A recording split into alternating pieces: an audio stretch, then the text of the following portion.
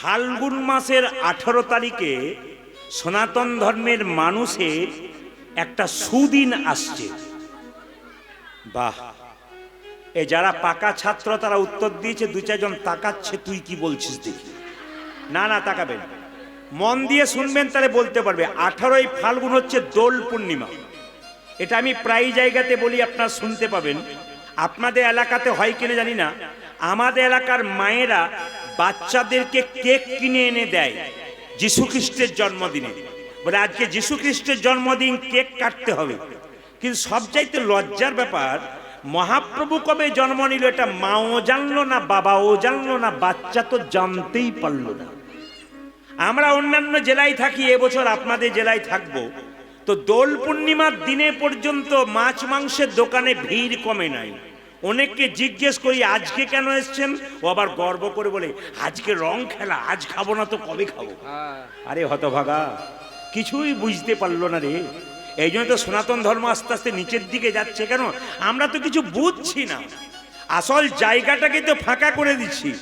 পায়ের তলা থেকে মাটিটা সরে যাচ্ছে, এটা কারো ধারণা হচ্ছে না। তাই বারবার বলবো মায়েরা, 18ই ফাল্গুন মহাপ্রভুর সেদিন জন্ম দিয়েছিলেন। 23শে ফাল্গুন নিয়েছিল, যেহেতু এটা দোল পূর্ণিমা, ওটাকে গৌর পূর্ণিমা বলা হয়। আচ্ছা মায়েরা, সেদিন আবির খেলা হয় না? জোরে বলুন হ্যাঁ না না। আচ্ছা, আবির কেন খেলা হয় জেনে নিন। কৃষ্ণ রাধারানীকে বলছে, আর কৃষ্ণ যশোমতীকে বলছে, মা রাধা দেখতে সাদা আর আমি দেখতে কালো, তা বলছিলাম দুজনে এক রঙের হলে হতো না? যশোমতী বলছে সেটা সম্ভব নয়, তবে একদিন সম্ভব। বলে কোন দিন? যেদিন দোল পূর্ণিমা, সেদিন তুই আবির নিয়ে রাধারানীর অঙ্গে মাখিয়ে দিবি, মুখে মাখিয়ে দিবি, আর তুই নিজেও ওই রঙে মেখে নিবি, সেদিন দুজনে এক রঙের হয়ে যাবে। এই জন্য মায়েরা আবির খেলা করেছিল কেন? মা যশোমতীর কথা অনুযায়ী। যশোমতী বলেছিল আবির নিয়ে তুই রাধারানীকে মাখিয়ে দেখ, তুই মেখে নে, এক রঙের হয়ে যাবে। এই যে আবির খেলা আপনারা খেলেন, কিছু মনে করবেন না, রঙও খেলেন, কিন্তু আমি আপনাদের বলতে চাই, দেখুন বৃন্দাবনে গেলে দেখবেন রাধারানীর জন্মস্থান হচ্ছে বর্ষানা, আর কৃষ্ণ হচ্ছে কোথাকার? নন্দগাঁও। এখনো পর্যন্ত নন্দগাঁওয়ের ছেলেরা হোলি পূর্ণিমার দিনে বর্ষানার মেয়েদেরকে রং দিতে আসে, আবির দিতে আসে। আশ্চর্যের ব্যাপার, দেখাতে পারবেন না যে বর্ষানার মেয়েদের সঙ্গে ওই নন্দগাঁওয়ের ছেলের কোনোদিন বিয়ে হয়েছে। এখনো পর্যন্ত দেখাতে পারবেন না যে নন্দগাঁওয়ের ছেলের সঙ্গে, নন্দগাঁওয়ের দল বেঁধে ছেলেরা বর্ষানার মেয়েদেরকে রং দিতে আসে, মেয়েরা ওদেরকে দেয়, কিন্তু প্রেমের ভাব থাকে না, কৃষ্ণ প্রেমের ভাব থাকে ওদের মধ্যে। কোনো এই বাহ্যিক জগতের যে প্রেম, ওই প্রেম থাকে না। এই জন্য আবির খেলার দিনে একটা কথা আপনাদের নির্দেশ দিয়ে যাব, যে আপনারা, হরে কৃষ্ণ, আবির খেলার দিনে মাথায় রাখবেন মায়েরা, আবির গোবিন্দের চরণে প্রথমে দেবেন স্নান করার পর। যদি পারেন, শাস্ত্র বলছে গৌর পূর্ণিমা, দোল পূর্ণিমা, হোলি পূর্ণিমা যেদিন, সেদিন সকালবেলায় স্নান করবেন গঙ্গা জলে। যদি গঙ্গা না পান, বালতিতে একটু গঙ্গা জল দিয়ে দেবেন যদি বাড়িতে থাকে। তাও যদি না থাকে, মাথায় জল নিয়ে একটু গঙ্গা গঙ্গা বলে স্মরণ করবেন, গঙ্গার কৃপা পাবেন। এইবার সবাই লক্ষ্য করুন মায়েরা, স্নান করে পবিত্র পোশাক পরে দাদা ভাইদের, মায়েদের সবাইকে বলে গেলাম, গোবিন্দের চরণে একটু আবির দেবেন। আসতে গোবিন্দের চরণে আবির দেবেন। সেই আবিরটা নিয়ে বাড়ির সকলের কপালে, গালে একটু করে ছুঁয়ে দেবেন। আবির নিয়ে মারামারি নয়, আবিরটা নিলাম, ওর চোখে ছুঁড়ে দিলাম, ওর নাকে ছুঁড়ে দিলাম, ওর কানে ছুঁড়ে দিলাম, একটা বিবাদ ঝগড়ার সৃষ্টি হলো, এটা আবির খেলা নয়। কিন্তু আমাদের সমাজ এখন ওই নোংরামিটা বেশি চলতে শুরু করেছে। ওই জন্য বারবার বলবো, আবির খেলার দিনটা হচ্ছে প্রেমের দিন, শান্তির দিন, ভালোবাসার দিন, ভগবানকে শ্রদ্ধা করার দিন। ওই দিন মন একবারে শান্ত রাখবেন, চঞ্চল নয়। অনেক বাড়িতে সাধুগুরু বৈষ্ণব এলে দেখবেন ওই মায়েরা আবির নিয়ে গিয়ে তাদের পায়ে দেয়, সম্পূর্ণ ভুল করছেন। বারবার বলবো, সাধুগুরু বৈষ্ণব এলে আপনি এক কাজ করবেন, তাকে দেবেন একটু কপালে, তাকে হাতে দিয়ে বলবেন বাবা আমাকে একটু দিয়ে দিন, ওনাদের আশীর্বাদ আপনার পাবেন, কিন্তু পায়ে কিন্তু দেবেন না। আচ্ছা, ওই দিনটাকে হোলি, এইদিকে এইদিকে এইদিকে এইদিকে, এটাকে হোলি পূর্ণিমা বলে কেন? যারা যারা জায়গা নিয়ে ঝগড়া করছেন, কালকে সকালে তালাই পেতে একবার শুয়ে চলে যাবেন, ফাঁকা থাকবে, একবারে নয়। শুনবেন কি বললাম? হোলি পূর্ণিমা কেন বলা হয় মায়েরা? ভক্ত প্রহ্লাদ ভগবানকে ভজনা করে, তার বাবা করে না, এটা আপনারা সবাই জানেন। তো ভক্ত প্রহ্লাদের বাবা ভক্ত প্রহ্লাদকে মারবার জন্য কি করেছিল না, বুকের মধ্যে পাথর বেঁধে জলে ডুবিয়ে রেখেছিল, 7 দিন মরে নাই। জিজ্ঞেস করলো তার বাবা, মরলি না কেন? বলছে তুমি যখন পাথরটা বুকে বাঁধলে হালকা সুলের মতো হয়ে গেছিল গোবিন্দের নামে। ভক্ত প্রহ্লাদের মায়ের নাম ছিল কয়াধু। মাকে বললো তুমি বিষের নাড়ু ছেলে হাতে দাও। মা কেঁদে কেঁদে বললো যদি আমি বিষের নাড়ু ছেলের হাতে দিই আমাকে লোকে রাক্ষসী বলবে, মা বলবে না। ভক্ত প্রহ্লাদকে বললো বাবা তুই তো নামের দ্বারা সব কিছু করতে পারছিস, এই অমৃত করে নে বিষটাকে, যদি গোবিন্দের আশীর্বাদ থাকে। ভক্ত প্রহ্লাদের অমৃত হয়ে গেল বিষের নাড়ুটা, শাস্ত্র বলছে। এইবার লক্ষ্য করুন মায়েরা, ভক্ত প্রহ্লাদের হাতে বিষধর সাপ দেওয়া হলো, কামড়ালো না, মাথা নিচু করে দাঁড়িয়ে রইল। ভক্ত প্রহ্লাদকে এবার মারবার জন্য শেষ উপায় কি করলো তার বাবা না, ভক্ত প্রহ্লাদের পিসির নাম ছিল হোলিকা। এই যে হোলি উৎসব আপনারা শুনছেন, ভক্ত প্রহ্লাদের পিসির নাম কি মা? হোলিকা। আর আমাদের হিরণ্যকশিপুর বোনের নাম হোলিকা। হোলিকা ব্রহ্মার কাছ থেকে একটা আশীর্বাদ পেয়েছে, একটা চাদর। বলছে এই চাদরটা নিয়ে তুমি যে আগুনে ঢুকে যাও, তুমি পুড়বে না, যে তোমার সঙ্গে ঢুকবে সে পুড়ে যাবে। তো হিরণ্যকশিপুর দেখলো এক কাজ করে একটা চিতা সাজিয়ে দিই, চিতাতে আগুন দিয়ে দিই, আর চিতার ওপরে চাদরটা গায়ে নিয়ে আমার বোন হোলিকা বসে থাকবে, ওই ভক্ত প্রহ্লাদকে করে নিয়ে চিতা জ্বালিয়ে দেবো, হোলিকা বোন বেঁচে যাবে চাদরটা নিয়ে, আর আমার ছেলে দিব্যি মরে যাবে। কিন্তু মায়েরা শাস্ত্র যে বলেছে পরিত্রাণায় সাধুনাং বিনাশায় চ দুষ্কৃতাম, আপনি যদি ভগবানের নাম করছেন, পাশের বাড়িতে কেউ যদি আপনার অন্যায় করার চেষ্টা করছে, আপনি জেনে নেবেন আপনি জানতে পারলেন না, কিন্তু ভগবান পেছন থেকে তার সঙ্গে এমন ব্যবহার করলো যে আপনি বেঁচে গেলেন, তার বরং ক্ষতি হয়ে গেল। ওই জন্য ভগবানকে স্মরণ করলে তিনি কি করেন, মাদ ভক্ত যত্র গচ্ছন্তি তত্র গচ্ছামি পার্থিব ভক্তানুমনু গচ্ছন্তি মুক্ত স্তুতি বিসহ। মানে কি মা, সংস্কৃত কথা, সরল কথা বলে দিই। আপনার বাড়িতে গাভীর বাচ্চা হয়েছে, আপনি গাভীটাকে দড়ি দিয়ে বাঁধুন, বাছুরটাকে ছেড়ে দিন, দেখবেন বাছুরটার জন্য গাভীটা দড়ি ছিঁড়ে তার পেছন পেছন চলবে। কেন? যদি বাছুরটাকে কেউ কেড়ে নেয়, যদি বাছুরটা খালে বিলে পড়ে যায়, যদি বাছুরটা আমার কোথাও চলে যায়, ভক্ত যখন ভগবানের গুণগান গাইতে গাইতে রাস্তা দিয়ে চলে যায়, ভগবান গাভীর মতো তার পেছন পেছন নিতাই গৌর হরি বল বলে হরি বল হরি বল। এই জন্য মায়েরা ভক্ত প্রহ্লাদকে কোলে নিয়ে হোলিকা পুড়ে গেল, এই জন্য অশুভ শক্তি দূর হলো, শুভ শক্তির আগমন হলো। তাই এই দিনটার নাম হলো হোলি উৎসব। রাধা রানী কি, বাহ, ঠিক আছে, শ্যাম সুন্দর কি, মদন মোহন কি। একজন আমাকে জিজ্ঞেস করলেন, আমি তো তত্ত্ব কথার কথা বললাম, আপনি তত্ত্ব বলবেন। আবার একজন গিয়ে বলছেন না না আপনি লীলা করবেন। আবার একজন গিয়ে বলছেন না না আপনি পালা করবেন। আচ্ছা মায়েরা, কীর্তনের পালা হয়? জোরে বলুন, বলুন। আপনার দক্ষিণে মায়েরা খুব ভালো জানে, বাবারা, যাত্রা নাটকের পালা হয়, কীর্তনের পালা জোরে বলুন হয় না। আচ্ছা মায়েরা, আপনার সবাই জানেন আমাদের দুটো পালা হয়, একটি আষাঢ় আর একটি, জোরে বলুন। আচ্ছা, যারা কীর্তন শুনতে এসছেন তাদের কোন পালা শেষ হয়েছে, আষাঢ়টা না যাওয়ারটা? জোরে বলুন। একজন বলছে যাওয়ারটা, যাটা শেষ হয়েছে। আচ্ছা বেশ, একবার জোরে বলুন, বাকি আছে কোনটা? অনেকে ভয়ে বলছে না যাবে না বলে, বাকি আছে কোনটা? এতই যদি বুঝছেন যাওয়ারটা বাকি আছে, সাদা চুলে গোদরেজ নিচ্ছেন কেন? দেখবেন মৃতদেহ দরজা দিয়ে নিয়ে যায়, বলো হরে বলো হরে। আমরা প্রণাম করি না, জোরে বলুন, প্রণাম করি না। আর প্রণাম করে কি ভাবে বলুন তো, ও বোধহয় গেল, আমি বোধহয় যাবই না। কিন্তু দেখবেন যিনি মাচায় হেলতে দুলতে যান, তিনি শিখিয়ে দেন, আমাকে দেখে শিখে নাও, আমি শুধু মরি নাই, আমি শেখাতে এসেছি।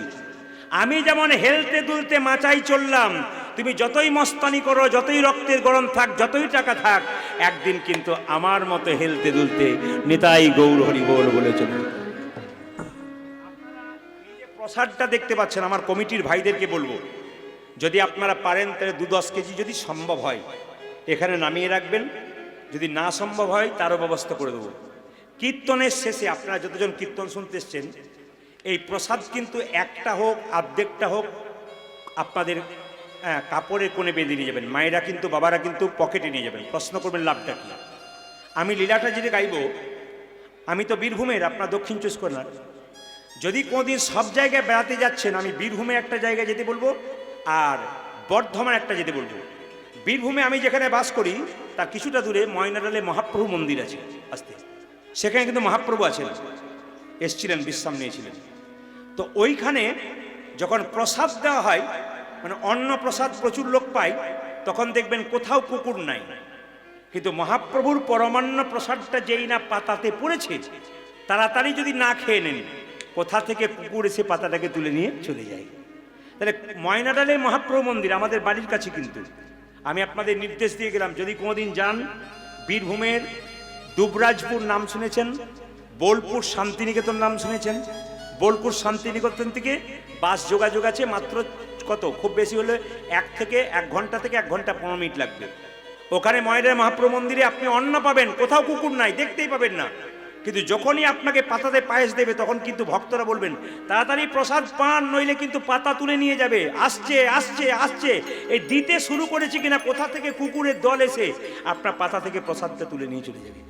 তাহলে একটা কুকুর পর্যন্ত অপেক্ষা করছে মহাপ্রভুর প্রসাদ কখন আসবে, প্রসাদ চিনতে পারলো না। সবচাইতে লজ্জার ব্যাপার, আমরা হরিনাম 3 ঘন্টা শুনতে এসে আমাদের ধৈর্য থাকে না, অথচ কুকুরগুলো দেখছে হাজার হাজার মানুষের সেবা হচ্ছে, কিন্তু চুপচাপ বসে আছে ঝোপে কোথাও, কি জানি অজান্তে ছুটে চলে এলো, পাতা তুলে নিয়ে চলে গেল। ওই জন্য ব্রাহ্মণ যখন দেয় প্রসাদ, তখন বলে পরমান্ন আসছে, তাড়াতাড়ি তুলুন তাড়াতাড়ি তুলুন, পাতাটা একটু রেখে দেবেন ভক্তের জন্য, মানে কুকুরগুলোর জন্য। আর যদি আপনারা যান, তাহলে যেতে বলবো বর্ধমান জেলার শ্রীখণ্ড গ্রাম, ওখানে গোপীনাথের মূর্তি আছে মায়েরা, সব গোপীনাথের হাতে দেখবেন নাড়ু আছে, বাঁশি আছে, কিন্তু ওইখানে দেখতে পাবেন অর্ধেকটা পাথরের নাড়ু আছে। কোথায়? বর্ধমান জেলার শ্রীখণ্ড গ্রাম, নবদ্বীপ থেকে কাছে, মাত্র 15 টাকা ভাড়া। যদি কোনোদিন যান শ্রীখণ্ড, দেখবেন গোপীনাথ, প্রচুর ভক্তের ভিড়, দেখতে যাচ্ছে। গোপীনাথের হাতে অর্ধেকটা নাড়ু এখনো পর্যন্ত বর্তমান আছে। সেই লীলাটি আজকে গাইব। তো এই প্রসাদটা ভক্ত রঘুনন্দন লীলাটি নাম। ভক্ত রঘুনন্দন কিন্তু জন্ম নিয়েছিল বৃহস্পতিবার। কিবার বললাম মা, যেটা বলুন, বৃহস্পতিবার। সেদিন কিন্তু একটা পূজা ছিল আমাদের, সেই পূজাটার নাম হচ্ছে সরস্বতী পূজা। সেদিন কিন্তু জন্ম নিয়েছিল রঘুনন্দন। আপনারা এই প্রসাদ কীর্তনের শেষে সবাই কাপড়ে কোণে নিয়ে যাবেন, আর বাবারা পকেটে নিয়ে যাবেন। লাভটা কি? যে বাড়ির বাচ্চা খুব চঞ্চল, রঘুনন্দন লীলা পড়ুন। যে বাচ্চা বাড়ির খুব চঞ্চল, দেখবেন আপনি সেই বাচ্চাকে বৃহস্পতিবার দিন স্নান করিয়ে তুলসী মঞ্চে জল দেওয়া করাবেন। একটুখানি বাতাসা তুলসী পত্র দিয়ে কপালে ঠেকিয়ে জয় গোপীনাথ 3 বার ঠেকিয়ে মুখে দিন। দেখবেন 1 বছরের মধ্যে বাচ্চাটা আস্তে আস্তে আস্তে আস্তে আস্তে আস্তে শান্ত হচ্ছে, কৃষ্ণ ভক্ত হচ্ছে, আস্তে আস্তে ভালো হচ্ছে।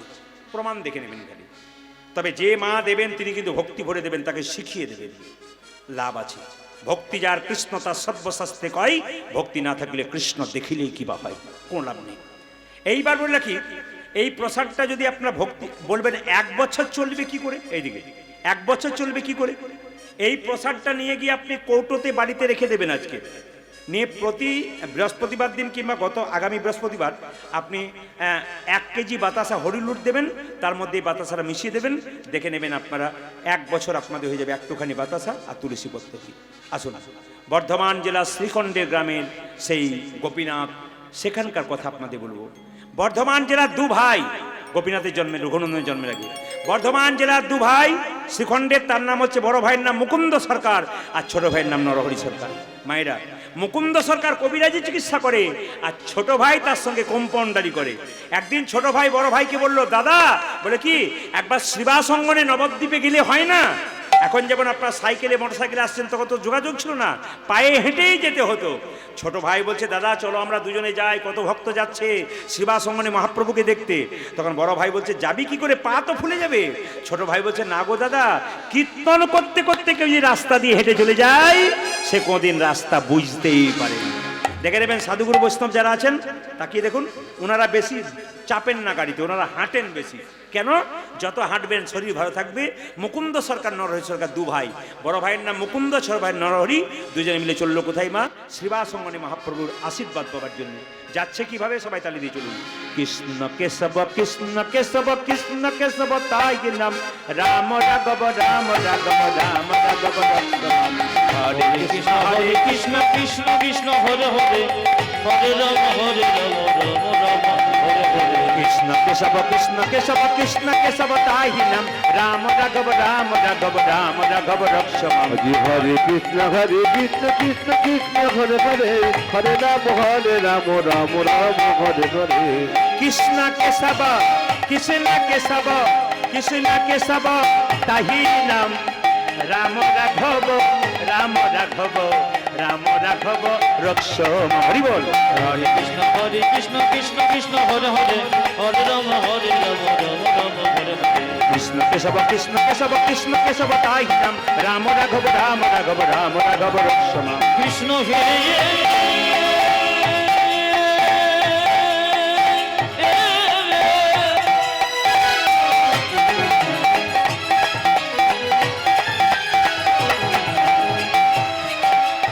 কৃষ্ণ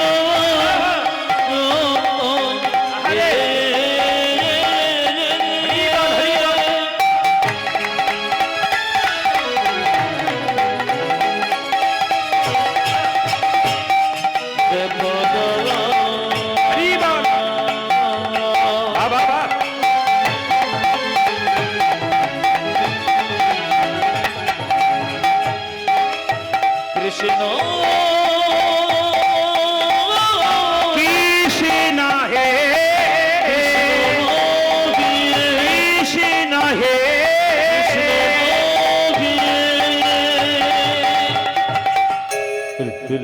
যে গাছে ফল ধরে সেই গাছের ডালটা নিচের দিকে যায় না ওপর দিকে যায়?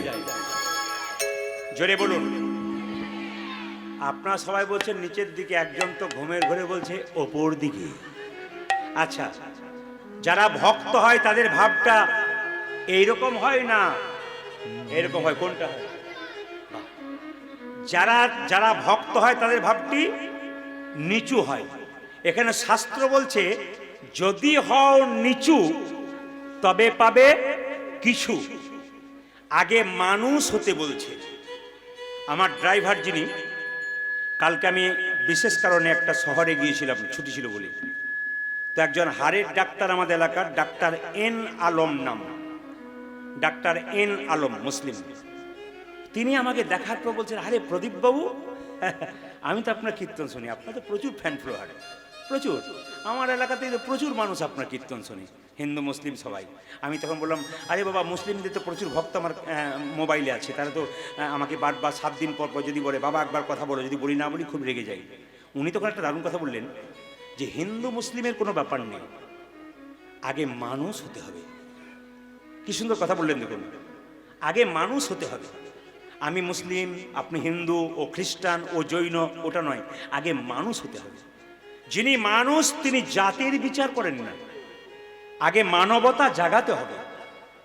একটা বাবা 3টে ছেলে যদি সংসারে ঝগড়া করে, বাবা শান্তি থাকে না অশান্তি থাকে? জোরে বলুন মায়েরা, অশান্তিতে। আর ছেলে যদি খুব শান্তভাবে সংসার চালায়, বাবার আনন্দের সীমা হয় না। ঠিক সেরকম ভগবান হচ্ছেন এক। আমরা যদি নিজেদের মধ্যে বিবাদ করি, ভগবান কি সত্যি শান্তিতে থাকতে পারবেন? তিনি কষ্ট পাবেন। তাই যারা মানবতার মানুষ, কি হিন্দু কি মুসলিম কি খ্রিস্টান কি জৈন, দেখবেন আইন আলম এত সুন্দর কথা বললেন। আগে বলছে, উনি বললেন দেখুন, মসজিদের ইট মন্দিরের ইট এদের মধ্যে প্রেম আছে, মসজিদের সিমেন্ট মসজিদের মন্দিরের সিমেন্টের মধ্যে প্রেম আছে, আমাদের মধ্যে প্রেম থাকবে না কেন? এই জন্য তিনি সুন্দর সুন্দর কথা বললেন। ডাক্তারি করেন, প্রচুর চাপ ওনার, কিন্তু উনি আমাকে 10 মিনিট ধরে বেশ সুন্দর কথা শোনালেন।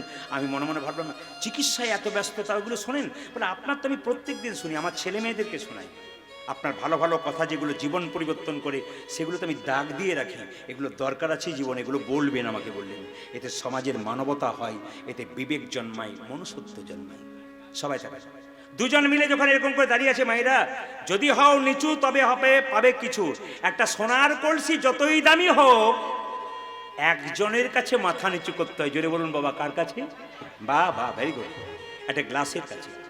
আপনি কয়েকশো কোটি টাকার মালিক হতে পারেন, যদি আপনি নিচু না হতে পারেন, মায়েরা, বৈষ্ণবের চরণে যদি নিচু না হতে পারেন, আপনার জীবনে কোনো লাভ নেই। একটা দামি কলম, তার মধ্যে যদি কালি না থাকে, ও কলমটার কোনো দাম নাই। আপনি কয়েকশো কোটি টাকার মালিক, আপনার হাজার হাজার লোক থাকতে পারে, কিন্তু আপনাদের বিবেক না থাকে, তবে আপনার জীবনে কোনো দাম নেই। আগে বিবেক জন্মাতে হবে, আগে মানবতা জন্মাতে হবে, আগে মানুষ হতে হবে। তাই সবাই লক্ষ্য করুন মায়েরা, দু ভাই যখন এরকম করে দাঁড়িয়ে আছে, কিছু মনে করবেন না। ভক্ত যদি কাইমনে কোনো বাঞ্ছা করে, ভগবানের সাধ্য নাই সেই বাঞ্ছা নাহি পুরি। আমি আপনাদের বলে দিলাম মায়েরা, মন্দিরে প্রতিদিন একই কথা প্রত্যেক দিন বলবেন, দেখবেন একদিন ভগবান আপনার আশা পূর্ণ করে দিয়েছে। একই কথা। ভক্ত ভগবানের কাছে গাড়ি বাড়ি টাকা পয়সা চাই না, কেন বলুন তো মায়েরা?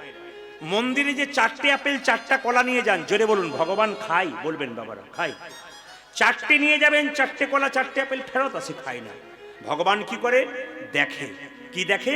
তুমি প্রেমের ভাবে নিয়ে গেছো না অহংকারের ভাবে নিয়ে গেছো।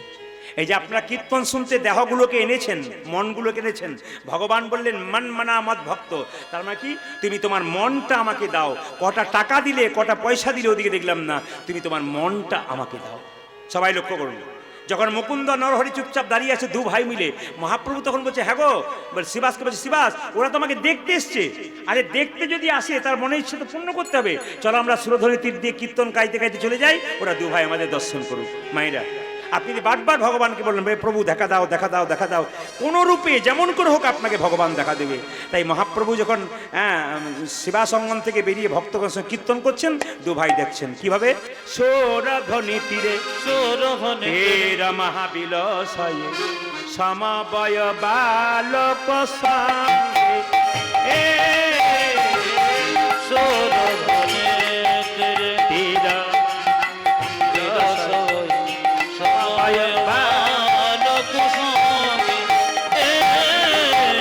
সৌরধ্বনি তীরে তীর মহাবিলাসয়ে সমবয় বালক সঙ্গে ধনির তীরে মুখ বিলাসয়ে সমবয় বালক সঙ্গে করে করতালি নিত হরি ধ্বনি, হরে করতালি ধ্বনিত হরি ধ্বনি করে করতালি ধ্বনিত হরি ধ্বনি। ও যারে করে করতালি ধ্বনিত হরি ধ্বনি। এই যে মহাপ্রভু যাচ্ছে, যার যেমন ভাব তার তেমন লাভ। ছোট ভাই বলছে দাদা আমি কি দেখছি জানো, ওই তো আমার গোড়া নাচ, আমার গোরা নাচে ওই তো আমার গোড়া নাচ, দেখো দেখো এই তো আমার গোড়া নাচে, গঙ্গা বাহু তুলে ওই তো আমার গোড়া নাচ, ওদের হেমি দণ্ড বাহু তোলে ওই তো আমার গোরা নাচে গঙ্গা বাহু তুলে ওই তো আমার গোড়া নাচ। এটা দেখে আমি দণ্ড বাহু তুলে ওই তো আমার গোড়া নাচে। ছোট ভাই বলছে আমি দেখছি গোড়া নাচছে, বড় ভাই বলছে না না আমি দেখছি আরেকজন নাচছে, ওই তো গোড়াই নাচে। ওই তো গোরাজ ও নাচে বাবা বলছে ওই তো গোড়া নাচে, বড় ভাই ছোট ভাই বলছে, বড় ভাই বলছে না না আমি দেখছি ওই তো গোড়াই নাচে, ওই তো গোড়াই নাচে, ওই তো গোড়াই নাচে, ওই তো গোড়াই নাচে।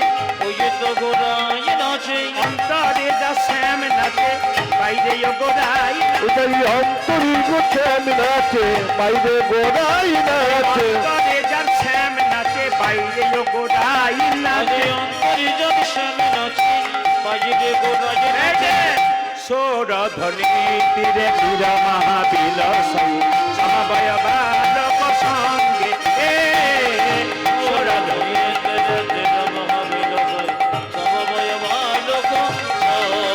আজ ধরির তেরে তীর মহাবিলাসয়ে সমবয় বালক সঙ্গে। গৌরাঙ্গা মহাপ্রভু কি, গৌরাঙ্গ মহাপ্রভু কি বাবা। ভগবানকে যখন ভক্ত ডাকে তখন দেখবেন ভগবান মাঝে মাঝে পরীক্ষা করে দেখে। এই যে এই যে কীর্তন শুনতে বসছেন কিছু মনে করবেন না, ভগবান সবাইকে পরীক্ষা করে দেখছে যে আমার যে হরিনাম হচ্ছে, আমার যে ভগবানের নাম হচ্ছে, তোরা কতখানি আমাকে দিতে পারছিস। এই দেখা মুকুন্দ সরকার যখন এরকম করে কীর্তন করছে তখন শিবাসকে ডেকে মহাপ্রভু বলছে শিবাস ওদের মধ্যে যে ছোট ভাই, দুইজন আমার কৃপা পাবার জন্য এসছে তো আশীর্বাদ, ওদের মধ্যে যে ছোট ভাই তাকে বলে দাও সে আমার সঙ্গে সারা জীবন কীর্তন করবে, আমার সঙ্গে সঙ্গেই থাকবে। আর যে বড় ভাই তাকে বলে দাও সে আমার 100 জন্ম কৃপা পাবে না। এইদিকে দু ভাই মিলে কীর্তন শুনতে এসছেন, যদি এক ভাই কৃপা পায় এক ভাই না পায়, যে পেল তার তো আনন্দ হলো, যে পেল না তার কত কষ্ট হলো। মহাপ্রভু শিবাসকে বললো যে ছোট ভাই মুকুন্দ তাকে বলে দাও সে আমার সঙ্গে সারা জীবন থাকবে, হরিনাম করবে, আর যে বড় ভাই তাকে বলে দাও সে আমার 100 জন্ম কৃপা পাবে না। শিবাস এসে বললো এই যে তোমাদের ছোট ভাইকে আমি, কি নাম? আমার নাম নরহরি সরকার। তোমার জন্য প্রভু বলেছে তুমি সারা জীবন প্রভুর সঙ্গে কীর্তন করবে আর থাকবে। বড় ভাই বলছে আমার জন্য কি বলেছে? তোমার জন্য বলেছে তুমি 100 জন্ম কৃপা পাবে না। তুমি 100 জন্ম সঙ্গ পাবে না। সঙ্গ পাবি না। এইদিকে শুনবেন ভালো করে। সঙ্গে সঙ্গে বড় ভাই বলছে, আমি তো আমার ভাইকে টেনে টেনে নিয়ে এলাম, আমার ভাই কৃপা পেল আর আমি পেলাম না কেন? তুমি তো 100 জন্ম কৃপা পেলে না, 100 জন্ম সঙ্গ পাবে না। যেই না বলেছে 100 জন্ম কৃপা পাবো না, সঙ্গ পাবো না, অমনি বড় ভাই নাচতে শুরু করেছে, জয় গৌর জয় গৌর জয় গৌর। আগো মায়েরা, যদি আপনাদের কাউকে বলে যে মহাপ্রভু 100 জন্ম কৃপা পাবে না, তাহলে আপনারা কি করবেন? ভয় খেয়ে যাবেন না? দুঃখ পাবেন না? কিন্তু বড় ভাই মুকুন্দকে যখন বললো, মুকুন্দ নাচতে শুরু করলো, জয় গৌর জয় গৌর জয় গৌর জয় গৌর। মুকুন্দ মনে শিবাস মনে মনে ভাবলো লোকটার মাথা খারাপ হয়ে গেছে। আচ্ছা মুকুন্দ, তোমাকে যে প্রভু বললো 100 জন্ম কৃপা পাবে না, আর তুমি গৌর গৌর বলে নাচতে শুরু করেছো, আমি হলে তো বিষ খেয়ে আত্মহত্যা করে দিতাম। এ কথা শুনে মুকুন্দ বলছে, শোনো শোনো শিবাস, প্রভু যদি বলতো কোন জন্মে সঙ্গ পাবো না, সঙ্গ পাবো না, তাহলে না হয় বিষ খেয়ে আত্মহত্যা করে দিতাম। করে দিত। প্রভু বলেছে 100 জন্ম সঙ্গ পাবো না, সঙ্গ পাবো না, 100 জন্ম না হয় গৌর গৌর বলি কেঁদে বেড়াবো। কেঁদে বেড়াবো। যখনই 100 জন্ম পেরিয়ে যাবে, 101 জন্মে প্রভুর সঙ্গ পাবো। 101 জন্মে প্রভু সঙ্গ পাবো। 1 জন্মে প্রভুর সঙ্গ পাবো। 101 জন্মে প্রভু আমি সঙ্গ পাবো। 100 জন্ম কেটে বেড়াবো, 1 জন্মে প্রভুর সঙ্গ পাবো। 100 জন্ম কেঁদে বেড়াবো। 101 জন্মে প্রভুর সঙ্গ ওই আমি 100 জন্ম খেলে বেড়াবো। 1 জন্মে প্রভু সঙ্গ পাবো। ওই আমি 100 জন্ম খেলে বেড়াবো। 1 জন্মে প্রভু সঙ্গ পাবো। 101 জন্মে প্রভুর সঙ্গ পাবো। বাবা কিছু মনে করবেন না, ধৈর্য যার ভগবান তার, ধৈর্য যার নাই ভগবান তার নাই। কান খুলে শুনে নিন। বাবারা কীর্তন শুনছেন, যদি কোনো ব্যক্তির ধৈর্য না থাকে আর ঘরে গিয়ে নিজের ছেলেকে বলেন তোর পড়াশোনাতে ধৈর্য নেই, ছেলে কিন্তু আঙ্গুল দেখিয়ে বলবে, বাবা তুমি 3 ঘন্টার কীর্তন শুনতেছে, 6 বার উঠছো 6 বার বসছো, তোমারই ধৈর্য নাই, আবার আমাকে তুমি কি শিক্ষা দিচ্ছ? সবাই তাকান। যদি মহাভারতের দিকে যান তাহলে দেখতে পাবেন 100 ভাইয়ের দাদা দুর্যোধন চঞ্চল ছিলেন, উনি গোবিন্দ হারালেন। আর 5 ভাইয়ের দাদা যুধিষ্ঠির মহারাজ স্থির ছিলেন, উনি গোবিন্দ পেলেন। তাই বারবার বলবো, কীর্তন শুনতে এসে দেখবেন যারা খুব স্থির তারা গোবিন্দ চরণ পায়, আর যারা দেখবেন খুব চঞ্চল উঠছে বসছে, এদের দেখবেন গোবিন্দ চরণ কোনদিন কৃপা হয় না। দেখে নেবেন, যে পুরুষ দেখবেন কীর্তন শুনছে ওখানে বুঝে নেবেন খুব চঞ্চল, একবার উঠছে বসছে এদিকে তাকাচ্ছে, বুঝে নেবেন সংসার উন্নতি নেই। আর যে পুরুষ দেখবেন স্থির ভক্তি ভরে কীর্তন শুনছে, এক জায়গায় বসে কারোর দিকে তাকাচ্ছে না, ইনি কিন্তু উন্নতি করতে পেরেছেন। যে মায়েরা দেখবেন কীর্তন শুনতে গিয়ে চঞ্চল হয়, দেখবেন ও বাড়িতে তরকারিতে নুন দিতে গিয়ে 2 বার নুন দিয়ে ফেলে, বাড়ির লোকের কাছে গাল খায়, কিংবা সবজি কাটতে গিয়ে আঙুলটা কেটে ফেলে। চঞ্চল তো স্থির হতে হবে, যিনি যুধিষ্ঠিরের লোক তিনি স্থির হতে হবে মায়েরা। তাহলে এখন প্রশ্ন হচ্ছে, যারা ভগবানকে ডাকে ভগবান তাকে আঘাত দেয় কেন, কিন্তু যারা ভগবানকে ডাকে না তারা বুক ফুলিয়ে ঘুরে বেড়ায় কেন? কিছু লোক দেখবেন রাস্তা দিয়ে মাস্তানি করে বেড়ায়, দেখে নেবেন বুক ফুলিয়ে বেড়ায়, ডোন্ট কেয়ার কাউকে, ও দেখবেন কিচ্ছু হচ্ছে না। আর দেখবেন আপনি কৃষ্ণ ভক্ত হরিনাম করছেন, আপনি বারবার ধাক্কা পাচ্ছেন, ছেলের অসুখ হচ্ছে, বাড়িতে জল পড়ছে, কেন পড়ছে? এ প্রশ্ন একদিন আমাকে করেছিল একজন ভক্ত রাত্রিবেলায়। প্রভু বলে কি, একটা প্রশ্ন ছিল, বলে কি, আমরা হরিনাম করি আমাদের এত কষ্ট, আর যারা মস্তানি করে বেড়াচ্ছে লোক ঠকাচ্ছে তারা কেন বুক ফুলিয়ে ঘুরে বেড়াচ্ছে? সঙ্গে সঙ্গে বললাম, প্রশ্ন যেমন তোমার সুন্দর, উত্তর কিন্তু তার চাইতে সুন্দর। বলে কেন? না মায়েরা, ভগবান যখন মানুষ জন্ম দেয় মানুষকে 2টো কলসি দিয়েছে, একটা পাপের কলসি একটা পুণ্যের কলসি। সবাই দেখান, যারা দেখবেন অন্যায় করছে লোক ঠকাচ্ছে তারা দেখবেন পাপের কলসিটা এখন পূর্ণ হয় নাই, যেদিন পাপের কলসি পূর্ণ হবে রাস্তায় কুকুরের মতো তাদের মৃত্যু হবে। দেখে নেবেন একবার পাক্কা, যেখানে অন্যায় করে করে বেড়াচ্ছে পাপের কলসি যেদিন পূর্ণ হবে আপনার কিছু বলতে হবে না, দেখবেন কুকুরের মতো রাস্তায় মরছে, দেখে নেবেন সবাই। আর আপনাদের পুণ্যের কলসি যাদের মধ্যে আছে, যারা হরিভক্ত কৃষ্ণ ভক্ত যে কোনো জাতির যারা ভক্ত, তাদের পুণ্যের কলসি এখনো পূর্ণ হয় নাই, যেদিন পূর্ণ হবে সেদিন গোবিন্দের চরণ নিতাই গৌর হরি বল বলে সবাই পাবেন। এই জন্য বলে রাখি মায়েরা, এই কীর্তন শোনা মানে কি, আপনার পুণ্যের কলসিটাকে আরো পূর্ণ করা। সবাই লক্ষ্য করুন, মুকুন্দ সরকার কাঁদছে যখন বললো 100 জন্ম কৃপা পাবি না। মহাপ্রভু তখন বললেন, শোনো মুকুন্দ, বলে কি, এ সংসারে যারা বড় ভাই হয় তাদের দায়িত্ব এ সংসারে যারা বড় ভাই হয় তাদের দায়িত্ব সবচাইতে বেশি থাকে। আর এ সংসারে বড় বউ যাদের হয় তাদের দায়িত্ব সবচাইতে, জোরে বলুন, বেশি থাকে। কেন? মহাপ্রভু কথা তিনি বলছেন, একটা বনের মধ্যে বড় বড় গাছ যদি ছোট ছোট গাছগুলোকে ঝঞ্ঝা থেকে রক্ষা করে, কেন? সে বড় গাছ। আপনার বাড়িতে যে বড় ভাই, সে ছোট ভাইকে, ছোট বউকে কি করবে? ঝঞ্ঝা থেকে রক্ষা করবে। মুকুন্দ, তুমি বাড়ি ফিরে যাও, বাড়ি থেকে একটা গোপীনাথের মন্দির তৈরি করো, তুমি জীবের দ্বারা হরিনাম দাও আর গরিবের চিকিৎসা করো। তোমার ভাইকে আমি রাখলাম আর তোমাকে পাঠিয়ে দিলাম শ্রীখণ্ডে, কারণ তুমি যে বড় ভাই, তোমার দায়িত্ব আছে। ফিরে যাও, ফিরে যাও, শ্রীখণ্ডে ফিরে যাও, ফিরে যাও, ফিরে যাও, শ্রীখণ্ডে ফিরে যাও, ফিরে যাও, ফিরে যাও, শ্রীখণ্ডে ফিরে যাও।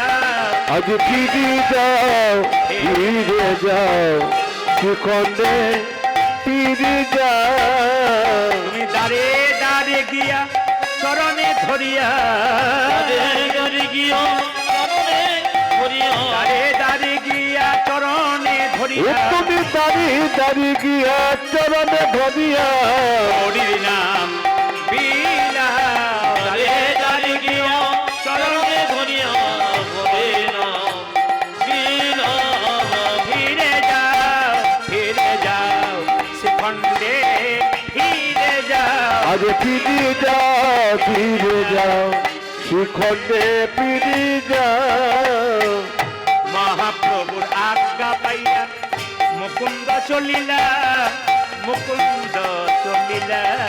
আমার বড় ভাই বাড়ি চললো, বড় ভাই রয়ে গেল মহাপ্রভু কাছে। মুকুন্দ চলিল, মুকুন্দ চলিল। আবার শ্রীখণ্ড গ্রামেতে আজ শ্রীখণ্ড গ্রামেতে আসি, গ্রামেতে আসি, শ্রীখণ্ড গ্রামেতে আসি, উপনীত হইলা, উপনীত হইলা।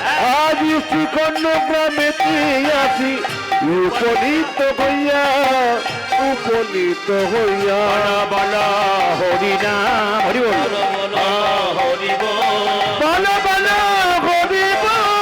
বল বল হরি বল। একবার সবাই মিলে হাত তুলে বলুন তো, রাধা রমন কি? বাহ বাহ বাহ, সুন্দর পরিবেশ আপনাদের। একটু জোরে বলুন, শ্যাম সুন্দর কি? মদন মোহন কি? হরিবাসর কি? সাধুগুরু বৈষ্ণব কি?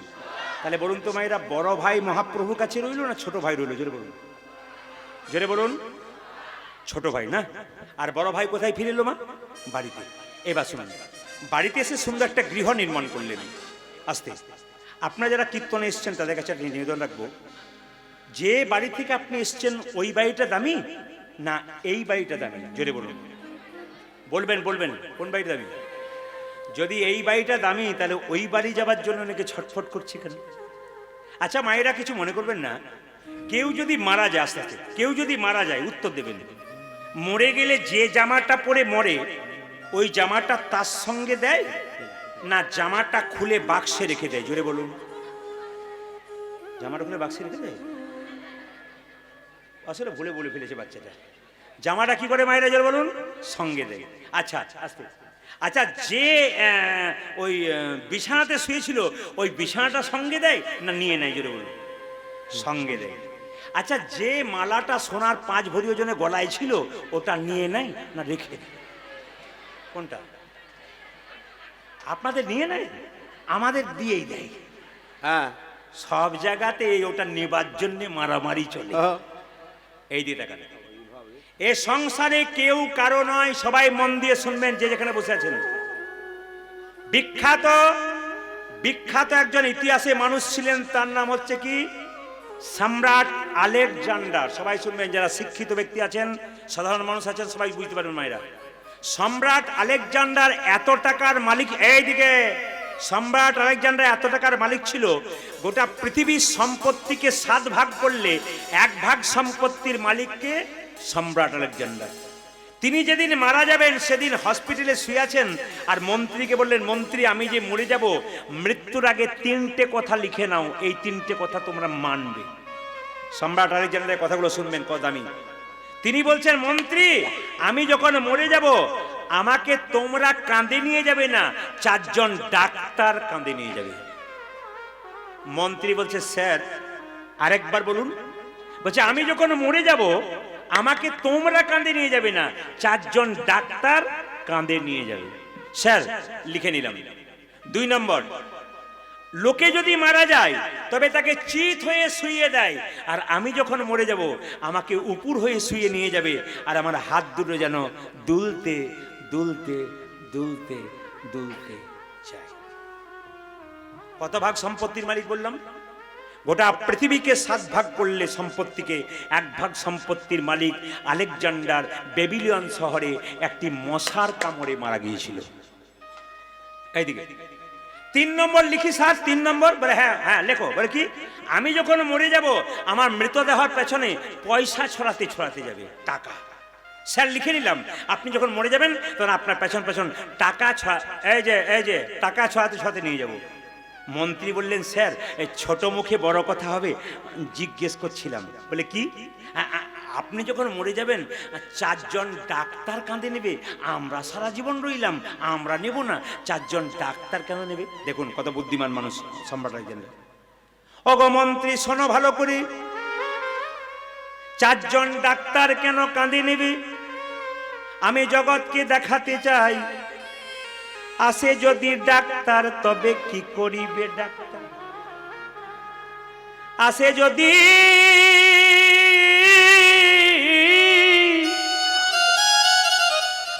যদি ডাক্তার তবে কি করিবে ডাক্তার? এইদিকে এইদিকে এইদিকে। আচ্ছা মায়েরা, আস্তে আস্তে। অনেক ডাক্তাররা লিখে দেন যে মদ ছাড়ানোর জন্য এখানে আসুন, লেখে না? আপনার হার্টের প্রবলেম হবে, ভাল্ব নষ্ট হবে, দিয়ে দেবে। কান খারাপ হয়ে গেলে দিয়ে দেবে। চোখ খারাপ হয়ে গেলে দিয়ে দেবে, চোখ দিয়ে দেবে। কিন্তু মায়েরা বলুন তো, কোনো মানুষ যদি চরিত্র খারাপ হয়, কোনো ওষুধ ইঞ্জেকশন কোনো ডাক্তার দিতে পারে? আমি আপনাদেরকে বুঝিয়ে দিয়ে যাব, কোনো মানুষের চরিত্র খারাপ হয়ে যায়, দিতে পারে না কেউ। একজন দিতে পেরেছিল। কে? নটি বিনোদিনী দেখো বেশ্যাবৃত্তি ছিল, রামকৃষ্ণের পরশেষে একদিন বৈষ্ণবী নিতাই গৌর হরি হরি। না না, কথাগুলো বুঝতে পারছেন তো? নটি বিনোদিনী বেশ্যাবৃত্তি ছিল, রামকৃষ্ণের বেশ বেশ বেশ বুঝতে পেরেছেন। 2 নম্বর শুনবেন। স্যার স্যার আমি বলতে চাইছি, আপনি যখন মরে যাবেন তখন 4 জন ডাক্তার কাঁধে করে নিয়ে যাবে, ঠিক আছে মেনে নিলাম। কিন্তু বলতে চাইছি, লোকে যদি মারা যায় তাকে চিত হয়ে শুয়ে নিয়ে যাওয়া হয়, আপনি যখন মরে যাবেন তখন আপনার হাতটা এরকম করে দুলতে দুলতে যাবে কেন? ওগো মন্ত্রী ভালো করে শোনো, আমার হাতটা দুলতে দুলতে যাবে কেন? আমি জগৎকে দেখাতে চাই, আমি তো সম্রাট আলেকজান্ডার, আমি এত টাকার মালিক, জগৎকে দেখাবো কি নিয়ে গেলাম আর কি নিয়ে এলাম। আমি খালি হাতে এলাম আর খালি হাতে গেলাম। এইদিকে এইদিকে এইদিকে। আমি কি নিয়ে এলাম আর কি নিয়ে গেলাম? সবাই তাকান। আমি খালি হাতে এলাম আর খালি হাতে গেলাম। সবাই তাকান। এরা কিন্তু খালি হাতে যায় না, ব্যাগটাকে কাঁধে করে নিয়ে যাচ্ছে। আর আসরে দেখবেন চটির কত ভালোবাসা, আসরে বুঝতে পারবেন। চটি পায়ের তলে থাকে, যখন কীর্তন থেকে ওঠে কেউ তখন চটিকে কি আদর করে নিয়ে যায়। ওই চটি রে, তোর প্রেম শুধু কীর্তনেই মানাই, বাকি জায়গাতে মানাই না, হয় আর কি দেখেছি। তো কি বলেছে মায়েরা? সম্রাট আলেকজান্ডার বলছে, আমি দেখাতে চাই কি নিয়ে এলাম কি নিয়ে গেলাম, জগৎকে দেখাবে। আমি খালি হাতে গেলাম খালি হাতে এলাম। 3। স্যার স্যার স্যার কিছু মনে করবেন না, একটা বলছিলাম। বলে কি, আপনি যখন মারা যাবেন তো আপনার পেছনে পয়সা ছড়াবো কেন? বলছে, আমি জগৎকে দেখাতে চাই এত যে টাকা রোজগার করলাম, কি নিয়ে গেলাম, ছড়িয়ে দেবে, লোকে যেন দেখে। আচ্ছা, আপনাদের দক্ষিণ চব্বিশ পরগনাতে কেউ যদি মারা যায়, মৃতদেহর ব্যক্তির পেছনে টাকা পয়সা ছড়ানো হয়? জোরে বলুন, হয়? আমাদেরও ছড়ায়, তবে অচল পয়সাগুলো ছড়ায়। হ্যাঁ যেগুলো বাজারে চলে না দেখবেন সেইগুলোকে ছড়ায় মায়েরা, চাল চল পয়সা ছড়ায় না। ও মায়েরা, আসলে এ জগতে কেউ কারো, জোরে বলুন, একটু জোরে বলবেন, এটা ভয়ে আস্তে আস্তে বলবেন, কেন বলুন তো? যদি আপনার স্বামী একটা সোনার মালা দেওয়ার কথা ছিল, আর যদি বলেন এই সংসারে কেউ কারো নয়, কাল কিন্তু বন্ধ হয়ে যাবে, একবার পাকা হবে। জোরে বলুন, এ সংসারে, একবার জোরে বলুন, কেউ কারো। বাবারা বলুন, কেউ কারো। অনেকে ভয়ে বলছে না কেউ কারো, এ সংসারে কেউ কারো। হ্যাঁ, প্রমাণটা দিয়ে দিই একটি আপনাদের। এ সংসারে একবার পরিষ্কার জানতে পারবেন, স্বামী বিবেকানন্দ একবার আমেরিকা গিয়েছিল মা, তো মুসলিমদের কেউ মারা গেলে তাকে কবর দেওয়া হয় না? জোরে বলুন হ্যাঁ না না, জোরে বলুন হয় না? তো ওখানে যদি কেউ মারা যায় তাকে কবর দেওয়া হয়, তো একজন স্ত্রী, স্বামী মারা গেছে, ও কবরের নিচে শুয়ে আছে, আর মেয়েটি কি করছে, পাখা দিয়ে কবরটাকে হাওয়া করছে। হাসলে হবে না, বিরাট জ্ঞান আছে কিন্তু। যখন মেয়েটি কবরে হাওয়া দিচ্ছে জোরে জোরে, তখন বিবেকানন্দ প্রণাম করে বলছে, মা আপনাকে কোটি কোটি প্রণাম। বলে কেন? আমাদের ভারতবর্ষের মেয়েরা স্বামীকে এত ভালোবাসে, সতী নারী বলে, আর আপনার স্বামী কালকে মারা গেছে কাঁচা কবরে, আপনি কি জোরে হাওয়া দিচ্ছেন, আহা হা, আপনি আপনার স্বামীকে কত ভালোবাসেন, জোরে জোরে হাওয়া দিচ্ছে, খুব জোরে জোরে। বিবেকানন্দকে মেয়েটি বলছে, না না, আমি সতী নারীর জন্য কবর দিন, এই হাওয়া দিই নাই। আমাদের আমেরিকাতে নিয়ম আছে, স্বামী যদি মরে যায়, যতক্ষণ না কবরটা শোকাবে ততক্ষণ নতুন বিয়ে করতে পারবো না, তাই তাড়াতাড়ি নতুন বিয়ে করতে পারবো, তাই তাড়াতাড়ি শুকিয়ে নিচ্ছি। মায়েরা, এ সংসারে কেউ কারো নয়। আপনাদের দক্ষিণ চব্বিশ পরগনাতে এই বছর আমি মোটামুটি খুব কম করে 50টা গান নিয়েছি। অন্যান্য জেলা 5টা 4টা করে ভাগ পায়, কিন্তু আপনাদের জেলা 50টা পায়। কেন? এরা 1 বছর আগের থেকে লাইন দিয়ে থাকে, এটা হচ্ছে এদের বিশেষ গুণ। আপনাদের এখন থেকে, যেমন আগামী কার্তিক, অঘ্রাণ, পৌষ, মাঘ, ফাল্গুন, দক্ষিণে যত গান আছে, উত্তর চব্বিশ পরগনা, দক্ষিণ চব্বিশ পরগনা, খড়গপুর, মেদিনীপুর, হাওড়া, হুগলি, এরা কিন্তু আগে থেকে লাইন দিয়ে বসে আছে, আর নামটা লিখিয়ে বসে আছে। কেন? একবার ডেট দিতে পারলেই নিতে রাজি আছি, তার মানে এরা কিন্তু আগে থেকেই কিন্তু তৈরি হয়ে থাকে। তো আমি দক্ষিণ চব্বিশ পরগনা জয়নগরের থেকে পেরিয়ে একটা দেখবেন কীর্তন খোলা শ্মশান ঘাট আছে, জোরে বলুন হ্যাঁ না না। জানেন তো আপনারা, এই কীর্তন খোলা শ্মশান ঘাটে কিন্তু কথা কিন্তু আমার ইউটিউবের মাধ্যমে প্রতিটি জায়গাতে পাবেন। তো কীর্তন খোলা শ্মশান ঘাটের কাছে এরা কিন্তু খুব ইয়ে করে, মানে ওই চাটা খেতে পছন্দ করে। দাদা এখানে একটু চাটা খাবো, আচ্ছা খাও। তো দেখতে পেলাম মায়েরা কিছুক্ষণ পরে কয়েকশো কোটি টাকার মালিক তাকে ফুলের মালা দিয়ে সাজিয়ে সুন্দর করে নিয়ে এলো, বলো হরি হরি বল বলে একটা চিতাতে শুয়ে দিল। কিছুক্ষণ পরে দেখা গেল যে পুলিশে একটা মৃতদেহ নিয়ে এলো, ও তো সেই রাস্তাতে পচে গলে পড়ে গিয়েছিল, ওকে কেউ 4 দিন ধরে দেখে নাই, মাছি ভনভন করছে, ওকে ওই ছেঁড়া তালায় খড়ের দড়ি দিয়ে বেঁধে ওকে তার পাশে চিতাতে শুইয়ে দিল।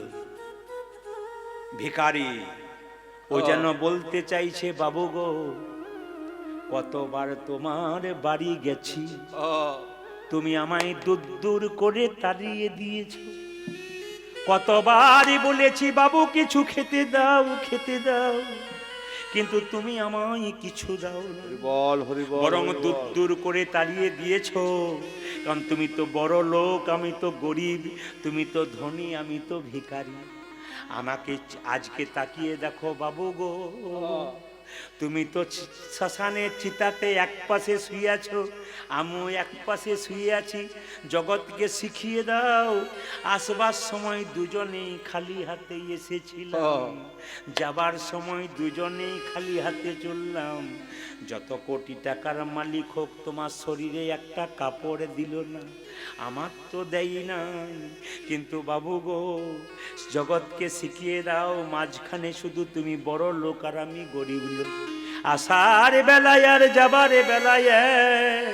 মায়েরা, এ সংসারে কেউ কারণ শুনবেন, স্বামী যদি 10 দিন পর বাড়ি আসে, সবাই তাকে স্বামী যদি 10 দিন পর বাড়ি আসে, কত চিন্তা, 20 বার ফোন করেন। বাড়ি যখন এলো ভালো করে ছপ্পর কাটে শোয়ালেন, ভালো খাওয়ালেন, আদর করলেন। কিন্তু যেদিন স্বামীর দেহ থেকে প্রাণবায়ুটা বেরিয়ে গেল, সেদিনে পাড়ার লোককে ডেকে বলবে, ওরে মরাটা বাস মরা হয়ে যাবে, ওকে নামিয়ে নিয়ে আই। ওকে ওপরতলা ছপ্পর খাট থেকে নামিয়ে এনে কাঁচা বাঁশের মাচা তৈরি করে ছেঁড়া তালাই দিয়ে বেঁধে দেবে, একটা খড়ের দড়ি দিয়ে টেনে বাঁধবে, একটা প্যারেকে গেড়ে দেবে, ভাঙা বালতিতে যে স্ত্রী এত ভালোবাসতো, ভাঙা বালতিতে গোবর জল ছড়া দিয়ে দেবে, যে জায়গাতে তোমার দেহটা ছিল সেটা নাকি অপবিত্র হয়ে গেছে। পশ্চিম বাংলার একজন বিখ্যাত বাউল শিল্পী বলছে, ওরে আমার আমার করছিস কেন, ওরে শেষের দিনে সে জানবি নে, ও হরি পার কি যাপন হবে রে।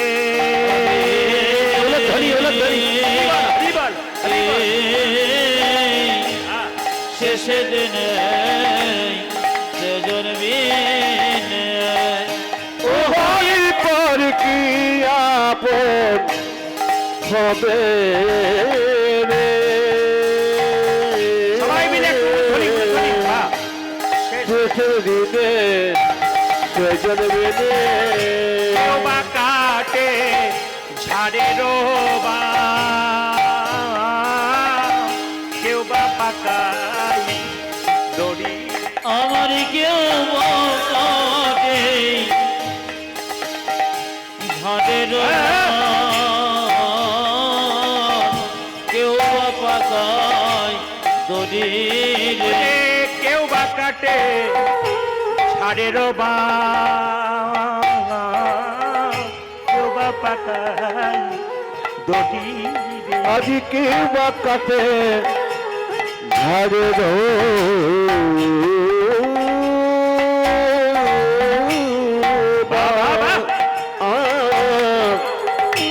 কেউ বা পাকায় দড়ি রে। আবার চারকা হারে কাঁধে নিয়ে, চারিকা হারে কাঁধে নিয়ে, চারকা হারে কাঁধে নিয়ে, আজি চারা কাহারি কাঁধে নিয়ে এ অতীব সত্য কথা। কি বলবে? ওগো বলবে হরি হরি, হরি রে হরি রে বলবে হরি হরি গে